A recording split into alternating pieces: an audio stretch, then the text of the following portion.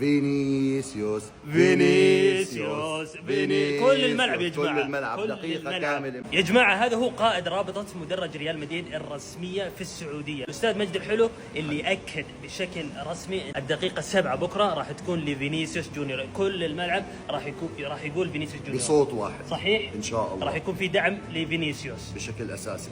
سيميوني قال لي راح يبيعونك يا فينيسيوس، هذه الصافرات كلها عليك. انت ايش تقول للجمهور ريال مدريد؟ فينيسيوس هو قائد ريال مدريد المستقبل له، ونحن كلنا بظهره. يمر بمرحلة صعبة، ولكن هذا اللاعب له على النادي الكثير.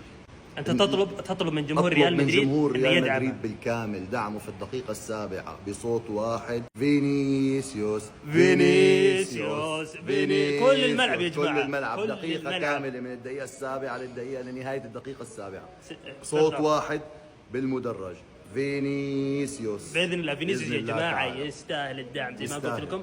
جاب لنا 2 تشامبيونز ليج، ولازم ندعمه في هذه الفتره عشان يرجع لافضل مستوياته ويقدم مستوى كبير حتى في الكلاسيكو. باذن الله راح يقدم اداء خيالي جدا. الدقيقه 7 بشكل رسمي من الرابطه راح تكون لفينيسيوس جونيور.